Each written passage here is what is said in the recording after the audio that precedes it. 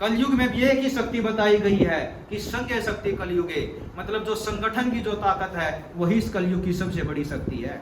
एक उंगली को तोड़ना बहुत आसान है, लेकिन जब वो ये मुट्ठी बन जाएगी तो इसको तोड़ना मुश्किल है। और जब बहुत सारी मुट्ठियां बढ़ेंगी, हमारा समाज पूरा का पूरा संगठित होगा, तो अब देखिएगी आपकी क्या ताकत होगी। अगर हमारे पैसे से चल रहे हो तो हमारे लिए पॉलिसियां बननी चाहिए और हमारे हकों के लिए आप लोगों को खड़ा होना पड़ेगा। जो तहसीलदार जो आप देख रहे थे पिछले कुछ दिनों में रणबीर भाई के उस पे लाइव चल रहे थे, एक का जो वो पोजीशन लेने आया हुआ था, वो 2 तरीके की वहां पर मैनिपुलेटिंग कर रहा था। जो रणबीर भाई से या इन साथियों से बात कर रहा था वो दूसरे तरीके से बात कर रहा था, और जो उस परिवार से जिसका कब्जा ले रहा था उससे अलग तरीके से बात कर रहा था। जब प्रशासन दबता हुआ नजर आएगा, झुकता हुआ नजर आएगा, तो ये सामाजिक बात करेगा, ये भाईचारे की बात करेगा। और जब इसके ऊपर यह लगेगा कि हमारा समाज दब रहा है, हमें अपने अधिकारों का नहीं पता, तो ये हमारे को और दूना डराने का काम करेंगे। हमारे पास आरबीआई के, भारत सरकार के सारे दस्तावेज हैं। जो 1 रुपए की कीमत है, जो हमारी मेहनत की कीमत है, वह 777 मिलीग्राम गोल्ड है, यानी कि 1.25 ग्राम सोना। उस 1.25 ग्राम सोना की अगर जो आज कीमत देखी जाए, अगर 60,000 रुपये आज के शुद्ध सोने की कीमत है, तो उसकी कीमत 4680 रुपए के आसपास पड़ती है, 1 रुपए की कीमत। तो वो हमारा पैसा नहीं है क्या? हमारी जो खून पसीने की कमाई है वो हमारी कमाई नहीं है क्या? आज जो बैंकिंग व्यवस्था की जो बात करी जाए, या पूरी की पूरी जो बैंकिंग व्यवस्था है, या कॉरपोरेट जगत का लाखों करोड़ रुपया इन पिछले 8 सालों में माफ कर चुकी है। सुभाष चंद्रा का यहाँ पर जिक्र हुआ था, जो जी न्यूज का मालिक है, सामने उसका बताया गया कि 5,000 करोड़ रुपया माफ हुआ है। उसका आप लोगों की जानकारी के लिए बता दूं, उसका 48,000 करोड़ का कर्ज था। तो आप सब जिंदा लोगों के चरणों में मेरा प्रणाम। जिंदा लोग इसलिए कहने पड़ रहे हैं कि आज समाज मुर्दा हो चुका हमारा, वो सही और गलत की लड़ाई नहीं लड़ सकता। तो इसीलिए मैंने ये शब्द का प्रयोग किया कि आप सब जिंदा लोगों को मेरा प्रणाम। देखिए, यह जो लड़ाई है, यह लड़ाई सही और गलत की है। हम कोई ना तो किसी प्रकार से किसी को बरगलान आंदे, ना हमें कोई किसी प्रकार का ये कि कोई प्रशासन का विरोध करना हमारा मकसद है, ना तो हमारा प्रशासन का और सरकार का विरोध करना हमारा मकसद नहीं है। हमारा जो मकसद है वो है कि गलत नीतियों का विरोध करना। जो ये गलत काम लग रहे हैं करण, उसमें सरकार चाहे कोई भी है, वह चाहे बीजेपी की सरकार है, वह चाहे कांग्रेस की सरकार है, वह चाहे आम आदमी पार्टी की सरकार है, सरकार चाहे कोई से भी दल की है, हम विरोधी उनकी नीतियों के हैं। और जो उनकी गलत नीतियां, हमें गलत नीतियों आप देख भी रहे होंगे कि लगातार अभी यहाँ पर सारा कंपनी का जिक्र चला हुआ था कि लोगों का उसमें लाखों करोड़ रुपया उलझा हुआ है और वो उसका पैसा नहीं दे रहे। तो वो हमारा पैसा नहीं है क्या? हमारी जो खून पसीने की कमाई है वो हमारी कमाई नहीं है क्या? आज जो बैंकिंग व्यवस्था की जो बात करी जाए, या पूरी की पूरी जो बैंकिंग व्यवस्था है, या कॉरपोरेट जगत का लाखों करोड़ रुपया इन पिछले 8 सालों में माफ कर चुकी है। सुभाष चंद्रा का यहाँ पर जिक्र हुआ था, जो जी न्यूज का मालिक है, सामने उसका बताया गया कि 5,000 करोड़ रुपया माफ हुआ है। उसका आप लोगों की जानकारी के लिए बता दूं, उसका 48,000 करोड़ का कर्ज था, जिसमें से 11,000 करोड़ में उसका एयर कट शब्द दिया गया है कि इसी बैंकिंग व्यवस्था के द्वारा, कि उस एयर कट के माध्यम से 11,000 करोड़ में उसका रफा दफा कर दिया उसका मामला। मतलब जो जनता का पैसा था वो कितना लूटा उसमें? 37,000 करोड़। आप लोग ये भी देख रहे होंगे कि जब कॉरपोरेट जगत का जो कर्ज माफ होता है, क्या उसको कभी धरने देने पड़ते हैं? जो कॉरपोरेट का लाखों करोड़ रुपए का जो कर्ज माफ हो रहा है, उसने ना तो कहीं बैठना पड़ता, ना सरकारों के खिलाफ उसने नारेबाजी करनी पड़ती।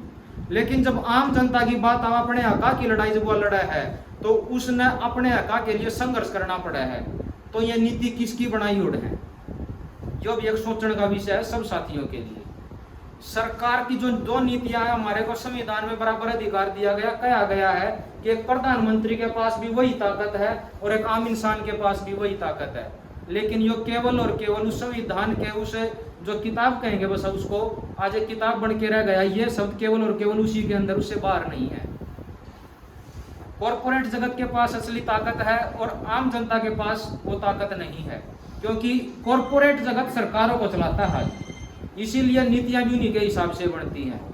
अब चुनाव का दौर आया है, अब आप लोग देख रहे होंगे कि सिलेंडर के दाम भी कम किए गए हैं, पेट्रोल डीजल के दाम भी कम होंगे और अन्य प्रकार की और जो कुछ ऐसी महंगाइयां होंगी जिस पर सरकार बोलेगी कि इस पे हम टैक्स घटा देंगे, लेकिन वो जब तक चुनाव रहेगा तब तक ही रहेंगी और उसके 2 महीने तक जब सरकार को स्थापित होने में समय लगेगा उसी दिन तक रहेंगी।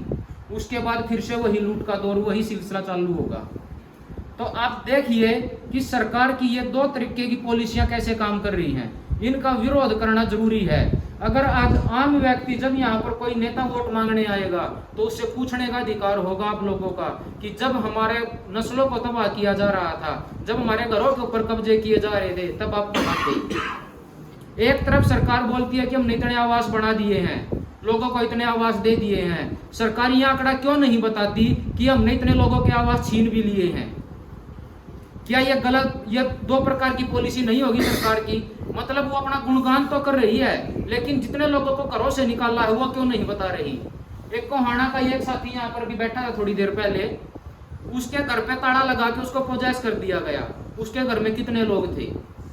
वो दर दर भटकने के लिए दर दर भटक रहे हैं और किसकी नीतियों के कारण भटक रहे हैं? हमने जो आवेदन लगाया है उस आवेदन में हमने लॉजिक जवाब मांगे हैं और आप सब लोगों को भी बता दूं, हमने केवल ये नहीं कहना है कि उस आवेदन का जवाब दे दो तब हम पैसे भरेंगे। हमने कहना कि उस आवेदन का उचित जवाब दे दो, क्योंकि हमारे पास आरबीआई के और भारत सरकार के सारे दस्तावेज हैं। जो 1 रुपए की कीमत है, जो हमारी मेहनत की कीमत है, वह 777 मिलीग्राम गोल्ड है, यानी कि 1.25 ग्राम सोना। उस 1.25 ग्राम सोना की अगर जो आज कीमत देखी जाए, अगर 60,000 रुपये आज के शुद्ध सोने की कीमत है तो उसकी कीमत 4680 रुपये के आसपास पड़ती है 1 रुपए की कीमत। मतलब जब ये एक स्टैंडर्ड बनाया गया, रुपए का जो स्टैंडर्ड था, रुपया एक मानक है और मानक को कभी कोई कम नहीं कर सकता। यहाँ पर एक ये दीवार घड़ी लगी हुई है, इस दीवार घड़ी पे आप ये देखिए कि कोई इसके पास, किसी के पास कोई ये पावर है कि वो 59 सेकंड की 1 मिनट बना दे, या 50 सेकंड की 1 मिनट बना दे, या 50 मिनट का 1 घंटा बना दे। क्या किसी के पास ये पावर है? सरकारों के पास ये पावर है क्या? अगर उनके पास ये पावर नहीं है, रुपया एक स्टैंडर्ड वैल्यू है और भारत सरकार के आरबीआई के ये आंकड़े हैं कि जिसमें रुपए की जो वैल्यू 777 मिलीग्राम गोल्ड है।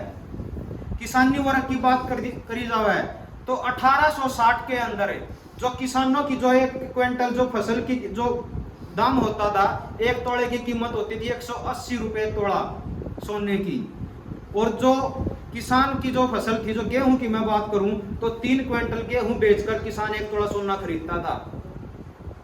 आज ये बोला जाता है कि 2014 में या पहले गेहूं का ये दाम था, आज हमने 2100 कुछ रुपए कर दिया है। आपको ये कहां तक सही लगता है? क्या किसान आज 3 क्विंटल अपना गेहूं बेचकर वो 1 तोड़ा सोना खरीद सकता है? दाम बढ़े तो हर चीज का बराबर बढ़ना चाहिए। हमारी जो कीमत, हमारी जो वस्तुएं हैं, उनका भी दाम उतना ही बढ़ना चाहिए जितना गोल्ड स्टैंडर्ड जो गोल्ड का बढ़ रहा है। रुपए की कीमत भी उसी हिसाब से होनी चाहिए जैसे गोल्ड के दाम बढ़ रहे हैं। हमारी मेहनत की कीमत उतनी ही होनी चाहिए जिस आधार पे सोना बढ़ रहा है। लेकिन यहाँ पर सोना बढ़ा, हमें दिख रहा है कि सोना बढ़ रहा है, सोने का दाम नहीं बढ़ रहा। ये रुपए की वैल्यू गिर रही है। जितनी जितनी रुपए की वैल्यू गिरेगी उतनी उतनी रुपए के मुकाबले में सोने का दाम बढ़ता जाएगा। तो ये एक लॉजिक सवाल है, ये पूछने का हमारा अधिकार है कि जब इसका स्टैंडर्ड वैल्यू, इसका मानक जो निर्धारित किया गया है, उस मानक में आप कूटकरण कैसे कर सकते हो? और वही दस्तावेज हमने इनके पास भेजे हैं। जो तहसीलदार जो आप देख रहे थे पिछले कुछ दिनों में, रणबीर भाई के उस पे लाइव चल रहे थे, एक घर का जो वो पोजेशन लेने आया हुआ था, वो 2 तरीके की वहां पर मैनिपुलेटिंग कर रहा था। जो रणबीर भाई से या इन साथियों से बात कर रहा था वो दूसरे तरीके से बात कर रहा था, और जो उस परिवार से जिसका कब्जा ले रहा था उससे अलग तरीके से बात कर रहा था। जब प्रशासन दबता हुआ नजर आएगा, झुकता हुआ नजर आएगा, तो ये सामाजिक बात करेगा, ये भाईचारे की बात करेगा। और जब इसके ऊपर यह लगेगा कि हमारा समाज दब रहा है, हमें अपने अधिकारों का नहीं पता, तो ये हमारे को और दूना डराने का काम करेंगे। सबसे बड़ी जो ताकत है, यहाँ पर महात्मा ज्योतिबा फुले का फोटो लगा हुआ है, इनसे भी कुछ सीखने की जरूरत है कि इन्होंने अपने जीवन में संघर्ष किस प्रकार के किए थे, गलत का विरोध ये लोग कैसे करते थे, जो पूरे की पूरी व्यवस्था से टकरा गए। क्या उन लोगों में अलग प्रकार का खूनिया जज्बा था? हमारा समाज इतना मुर्दा कैसे हो गया है कि जो सही और गलत का निर्णय लेने में इतना संकोच कर रहा है और सही की लड़ाई नहीं लड़ सकता। हमारे समाज में बड़े बुजुर्ग भी ये बात बोलते हैं कि सरकारों से लड़ना बहुत बड़ी बात है, सरकारों कभी झुकाया नहीं जा सकता। लेकिन कुछ चुनिंदा लोग समाज से निकलते हैं, वो बोलते हैं कि सरकार को झुकाना कोई बड़ी बात नहीं है, और वाकई में बड़ी बात नहीं है। जब समाज के इस प्रकार के, जो साथी अक्षय भाई ने जो बात की है, बलविंदर भाई ने जो बात की, रणबीर भाई ने जो बात की है, जब इस प्रकार की बात समाज में जाकर और उन प्लेटफॉर्मों से आवाज उठेगी तो सरकार हमेशा, जो जागरूक लोग होते हैं, उन्हीं से घबराती है। किसान आंदोलन की बात करें तो किसान आंदोलन को, सरकार को, प्रशासन को, मोदी जैसे तानाशाह को झुकाया है, जो ये बोलते थे कि जो कानून एक बार बन गए वो कानून वापिस नहीं होते, वो कानून भी वापिस करवाए हैं, इसी जनशक्ति ने करवाए हैं। फर्क सिर्फ इतना था कि वहां पर जो जागरूक लोग, जो बात वहां पर होनी थी, उस प्रकार की बातें लेट से होना शुरू हुई। अगर समाज में वहां पर वो जागरूक लोग होते, मात्र और मात्र 15 से 20 हजार जागरूक लोग होते, तो जो काम 13 महीने में हुआ है वो काम 13 दिन में भी हो सकता था। क्योंकि उनको पता था कि ये जो जागरूक लोग, ये जो समाज की बात उठा रहे हैं, हर व्यक्ति की बात उठा रहे हैं, ये कभी ना कभी ये उन व्यक्तियों में ये बात जाएगी और वो विद्रोह करने के लिए खड़े होंगे। और विद्रोह हमेशा अपने हकों के लिए कीजिए। आज इन्होंने बोला है कि हम आपके घर पे कोजेस लेने आएंगे, ताला लगाने आएंगे, कल को अगर जो ये बोल दे कि अपनी बहू बेटियों को भेज दो, तो भेज दोगे क्या?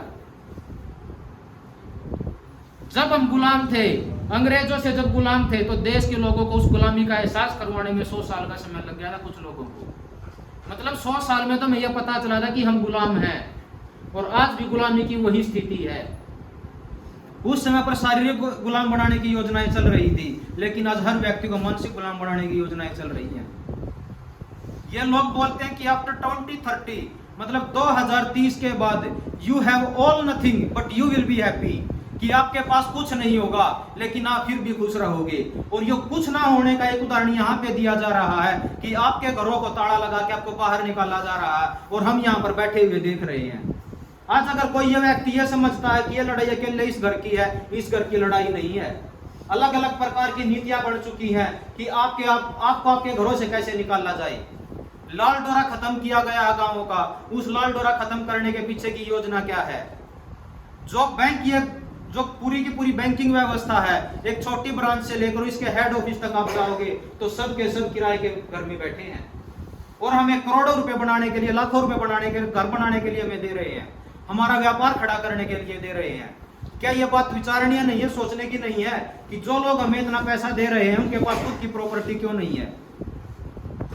जो प्रशासन के लोग जनता के ऊपर जो धक्काशाही थोपने के लिए आते हैं, ये पर्टिकुलर मुझ तहसीलदार के लिए भी कहना चाहूंगा, डीसी महोदय के लिए भी कहना चाहूंगा, जो इस धक्काशाही कर रहा है, आप जनता के टैक्स के पैसे से चलते हो। हमारा जब टैक्स जाता है तो आपका घर चलता, आपका चूल्हा चलता है।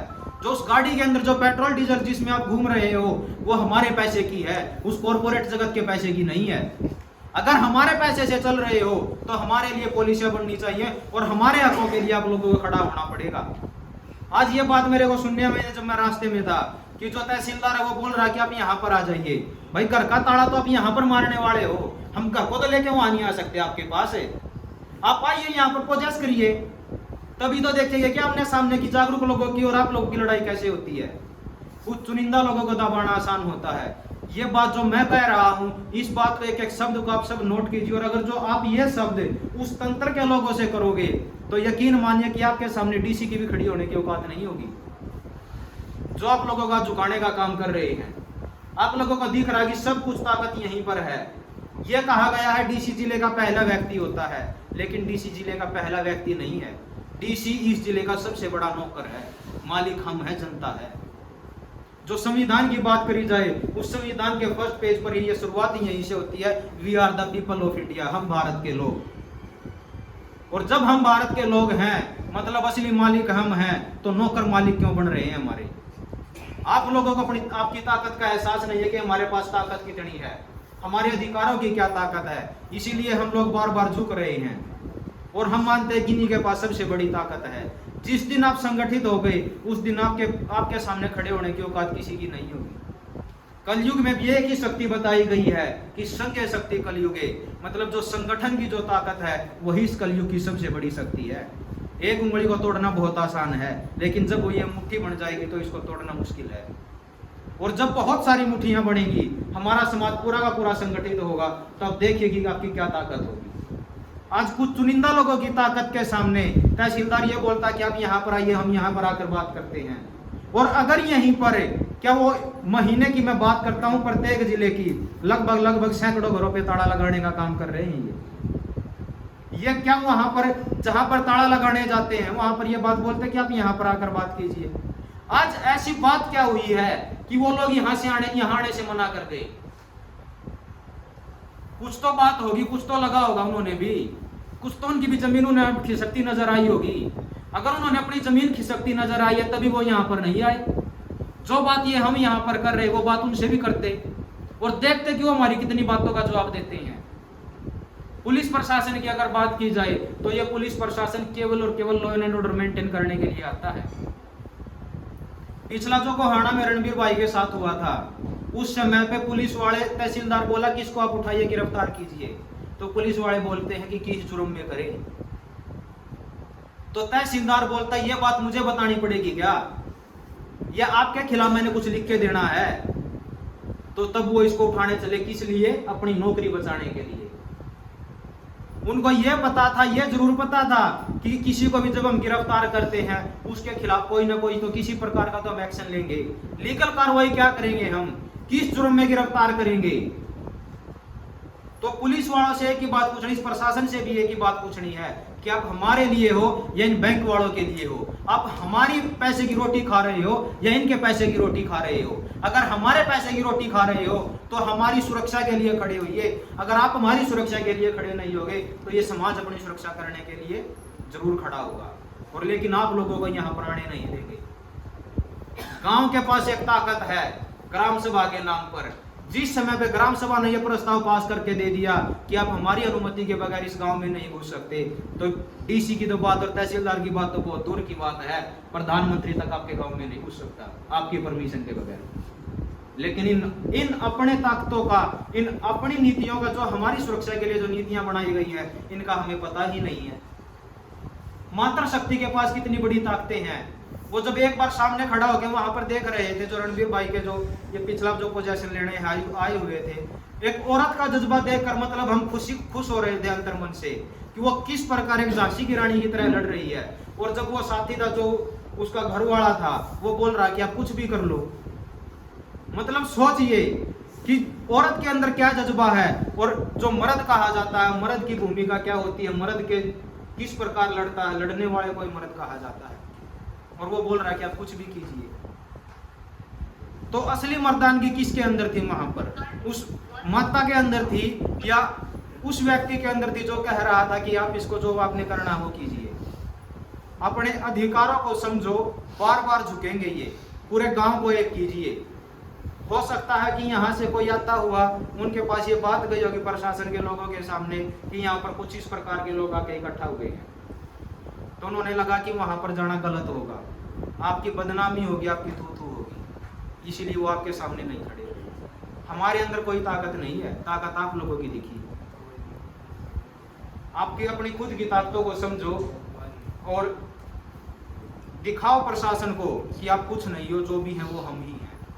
हमारे लिए आप हो, हम हैं तो आप हो, अगर हम नहीं हैं तो आप भी नहीं हो। तो सभी का बहुत बहुत धन्यवाद। जो साथी इन वीडियो को देख रहे हैं शेयर जरूर करें ताकि किसी और व्यक्ति का घर जाने से बचे। और मैं इसमें आप लोगों को एक बात और ये बताना चाहूँगा, यह लड़ाई केवल और केवल घरों की नहीं है, घरों के ताले रखवाने की नहीं है। जहाँ जहाँ पर रुपए का मामला आता है, रुपए का मामला कहा है मैंने, नोट का नहीं, ये सब जरूर ध्यान रखें। हमारे बीच में रुपया नहीं है, नोट चलन में है। जहां जहां रुपए का मामला आता है, वो चाहे कहीं पर किसी के ऊपर बिजली का कोई छापा गिरा है, वो चाहे किसी का टैक्स ना पे करने के कारण उसको तबाह किया जा रहा है, जहां जहां पर रुपए का खेल आ रहा है, अगर किसी को ये व्यवस्था परेशान कर रही है तो आप जनता सरकार मोर्चा के साथियों से संपर्क कीजिए। आपके रुपए की समस्या को जनता सरकार मोर्चा के साथी उसका समाधान करके देंगे और लीगल रुपए में करेंगे। अकेला ताला रखवाने का काम नहीं है और ना जनता सरकार मोर्चा का ध्येय ये लोग घरों का ताला रखवाने का, ये पोजेशन रखवाने का है। जनता सरकार मोर्चा का जो असल में जो ध्येय है वो इस व्यवस्था का है। ये व्यवस्था बदलनी चाहिए। ये लूटने वाली व्यवस्था हमें नहीं चाहिए। जो कानून जो नियम अंग्रेजों ने बनाए थे वो आज ज्यों के त्यों चल रहे हैं। जब अंग्रेज चले गए तो ये कानून और ये नियम भी जाने चाहिए। पुलिस अधिकार में ये आता है कि हमें राइट टू ऑफेंस, पुलिस वालों के पास राइट टू ऑफेंस का अधिकार है, लेकिन आम जनता के पास राइट टू डिफेंस का अधिकार नहीं है। हमें वो कानून भी नहीं चाहिए। तो आगे जब आप जुड़ोगे, हमारी समय समय पर ट्रेनिंग सेशन होते रहते हैं, आप लोगों के पास पता चल जाएगा कि कब कब वो ट्रेनिंग सेशन चल रहे हैं। तो आप उनमें आइए, आप लोगों का ज्ञानवर्धन होगा, आपको पता चलेगा कि हमारे पास क्या राइट है, क्या अधिकार है, किस प्रकार प्रशासन के लोगों से बात करनी है, अपने अधिकारों के प्रति कैसे हम जागरूक होंगे। और 19 नवंबर को बहुत बड़ी संख्या में जागरूक लोग इकट्ठा हो रहे हैं करनाल के अंदर, जिसका हमने नाम दिया है नस्ल बचाओ रैली। किसान आंदोलन से ये शब्द निकल के आया था कि फसल बचाओ नस्ल बचाओ। फसल की लड़ाई उन्होंने लड़ी थी, लेकिन नस्ल बचाने की लड़ाई जनता सरकार मोर्चा लड़ रहा है। ये आप लोगों की नस्ल बचाने की ही लड़ाई है। तो आप 19 नवंबर को जितनी ज़्यादा से ज़्यादा संख्या में एक एक साथी अपनी जिम्मेदारी के साथ वहाँ पर पहुँचे, ज़्यादा से ज़्यादा संख्या में पहुँचे। अगर ज़्यादा संख्या में वहाँ पर लोग इकट्ठा होंगे तो हम सरकारों को आदेश देंगे वहाँ से, क्योंकि मालिक हैं हम, नौकर नहीं। हम मांग नहीं मांगेंगे। मांग कमजोर मांगता है, जो कमजोर होते हैं वो मांग मानते हैं, और जो अपने अधिकारों को जांचते हैं, अपने पास जो ताकत होती है तो वो आदेश देते हैं। तो वहां से जब आप सब लोग वहां पर इकट्ठा होंगे तो इन सरकारों को आदेश देने का काम करेंगे कि इस प्रकार की जो नीतियां हैं, नीतियों को आप इतने दिनों के अंदर हटाइए, वरना हम हटाने का काम करेंगे। अक्षय भाई ने टोल वाली बात की, समस्याएं बहुत हैं समाज में, तो एक एक समस्या से जरूर लड़ेगा। एकमात्र ऐसा मोर्चा, एकमात्र ऐसा मंच है पूरे भारत के अंदर जो हर एक अंतिम व्यक्ति की जो समस्या, उस समस्या को लेकर लड़ाई लड़ रहा है। वो चाहे रोडवेज वालों की बात हो, वो चाहे रेल कर्मियों की बात हो, वो चाहे LIC वालों की बात हो, स्वास्थ्य विभाग वालों की बात हो, वो हमारे समाज की बात हो, कृषक वर्ग की बात हो, समाज के अंदर जहां जहां पर समस्याएं हैं, हर एक संगठन को, हर एक व्यक्ति को साथ में लेकर जनता सरकार मोर्चा आगे बढ़ रहा है। तो आप सब एक बार ये वीडियो बंद कर दीजिए।